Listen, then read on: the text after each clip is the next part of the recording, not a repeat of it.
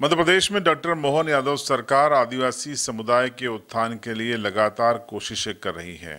बात अगर हम मौजूदा वित्तीय वर्ष की करें तो वित्तीय वर्ष 2025-26 में सरकार ने आदिवासियों के लिए जो बजट बनाया है वो 40,000 करोड़ से अधिक का है। कुल 40,804 करोड़ रुपए का ये बजट है, जो कि पिछले साल के बजट का 23.4% ज़्यादा है। ये अपने आप में बताता है कि कुछ ऐसी योजनाएं बनाई गई हैं आदिवासियों की, चाहे वो आदिवासी महिलाएं हों, चाहे बच्चे हों, चाहे प्रतियोगी परीक्षाओं में की तैयारी कर रहे बच्चे हों, सभी के लिए अलग अलग योजनाएं बनाई गई हैं। आधारभूत संरचनाओं के विकास के लिए भी राशि तय की गई है और यही वजह है कि एक इतनी बड़ी अमाउंट आपको बढ़ी हुई दिखाई दे रही है कि 23% बजट ज़्यादा रखा गया है।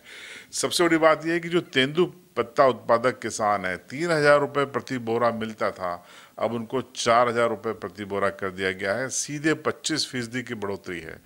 तो आप समझ लीजिए कि आदिवासियों की हितों के लिए सरकार किस तरीके से गंभीर है और काम कर रही है। अब आपको बताते हैं कि सरकार ने एक बड़ा ऐलान किया है। मुख्यमंत्री ने राजधानी भोपाल में जो आदिवासी वर्ग के शिल्पी हैं उनके एक कार्यक्रम को संबोधित करते हुए बड़ा ऐलान किया। उन्होंने कहा कि अलग अलग क्षेत्रों में मध्य प्रदेश के जहां आदिवासी समुदाय रहता है वहां पर 3-3 दिन के मेले सरकार की ओर से लगाए जाएंगे, जिसमें आदिवासियों की सांस्कृतिक उत्सव भी वहां पर दिखाया जाएगा। उनका जीवन शैली, उनकी संस्कृति, प्रथा, परंपराएं और उनके विकास की तस्वीर भी इन मेलों में होगी। ये बड़ा ऐलान किया गया है मेलों को लेकर, सुनिए। और आने वाले समय में आपने मंत्री जी सही कहा है, अपने अलग अलग क्षेत्र में मेले लगा करके 3 दिन के आप कल्पनाशीलता आगे रखो। हम साकार देने के लिए सरकार को आपके साथ खड़ा रख करके निश्चित रूप से पूरा करेंगे। तो आपने मुख्यमंत्री को सुना किस तरीके से मेले का ऐलान किया। उन्होंने अपने इस भाषण के दौरान ये भी बताया कि उनकी सरकार ने और राज्य सरकार ने आदिवासी समाज के नायकों के लिए क्या क्या किया है, किस तरीके से उनके वैभव को याद करने की सरकार ने कोशिश की है। उन्होंने रघुनाथ साहब, शंकर साहब से लेकर रानी दुर्गावती तक का उल्लेख किया, रेलवे स्टेशन के नाम बदलने तक का भी उल्लेख किया। सुनिए।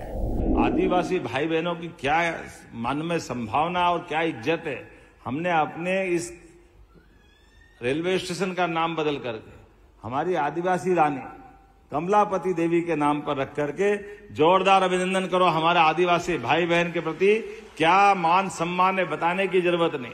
हमारी सरकार बनने के बाद भी टंटिया मामा के नाम पर हमने खरगोन में विश्वविद्यालय बना करके हमारी पूरी भील, भिलाला, बारेला उस क्षेत्र का सम्मान बढ़ाया। और पहली कैबिनेट अगर किए तो हमारी गोंडवाना की रानी दुर्गावती के नाम पर जबलपुर में करके हमने अपना संदेश दिया है कि रानी दुर्गावती का अतीत का वो गौरवशाली पक्ष, उनकी वीरता, गंभीरता, धीरता, अपने राज्य के साथ पानी जल संरक्षण की अलग अलग प्रकार की जो उनकी उदार लेकिन कल्पनाशीलता सबके सामने लाने के लिए, इतना ही नहीं, शंकर शाह, रघुनाथ शाह, हृदय शाह, इनके पूरे क्षेत्र के लिए भी मैं स्वयं मंडला भी गया था और उनके उस महल के जीर्णोद्धार के लिए 15 करोड़ देने की घोषणा भी करता हूं। वो अद्भुत रूप से उनका किला भी संरक्षित किया जाएगा।